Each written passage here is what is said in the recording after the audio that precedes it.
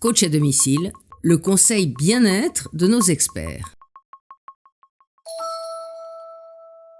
Bonjour, je suis Élodie Mielzarek, je suis sémiologue et je viens de sortir un ouvrage, La stratégie du caméléon, dans lequel j'aborde la question notamment de la personnalité et de la gestion de ces personnalités. Et en la matière, c'est vrai que l'hyper-dominant ou l'hyper-conquérant, eh bien, c'est souvent la personnalité qui pose le plus de problèmes. En tous les cas, ça correspond à la majorité des témoignages que j'ai recueillis. Alors moi, j'ai quelques astuces à vous donner, 3 pour justement pouvoir gérer ce type de personnalité qui veut souvent vous forcer à faire ce que vous n'avez pas envie de faire. Alors on pourrait prendre par exemple un boss qui vous dit le vendredi à 17h qu'il faut absolument rester pour travailler sur un projet tout le week-end alors que vous avez prévu autre chose le week-end. Donc la première astuce surtout, je sais que c'est pas facile mais il faut s'y tenir, on ne se justifie pas. C'est-à-dire qu'à partir du moment où vous commencez à rentrer dans une justification de non je ne peux pas car ce week-end j'ai prévu tatati tatata, non je peux pas parce que je dois garder mes enfants, non je peux pas parce que j'ai l'anniversaire d'un ami, etc. Ça y est, vous avez perdu, parce que plus vous donnez de la justification, plus c'est de la matière pour le dominant et le conquérant. Donc en définitive, vous ne faites qu'apporter de l'eau à son moulin.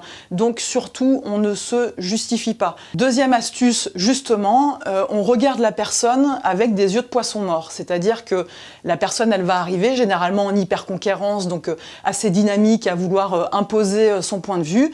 Et bien là, on va regarder de manière très neutre. Alors quand je dis avec des yeux de poisson mort, ça veut dire en fixant la personne, et non pas avec le menton relevé qui peut être pris comme du défi, ou même en souriant, ça peut être aussi pris comme du défi. Donc la personne, elle pourrait le prendre personnellement. Donc on regarde de manière la plus neutre possible, avec des yeux de poisson mort, c'est-à-dire que dans sa tête, on pense à autre chose. Et on peut même s'amuser à compter par exemple de 1 jusqu'à 10.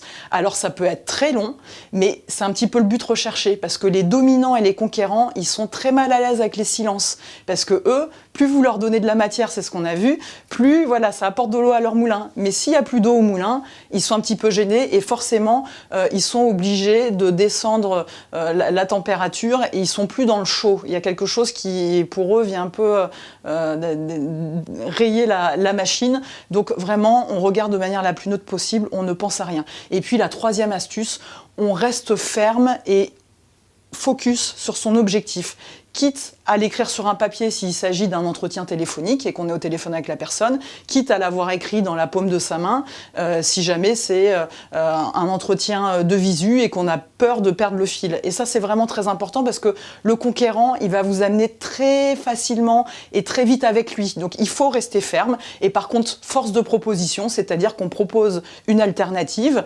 Non, je ne peux pas ce week-end. Là, on le dit de manière très ferme et assurée. Vous l'avez compris, sans se justifier. Donc, on ne dit pas plus. En revanche, on propose une alternative, mais je peux venir plutôt le lundi matin si ça arrange. Donc voilà, les 3 astuces qui sont très importantes vraiment pour gérer le conquérant.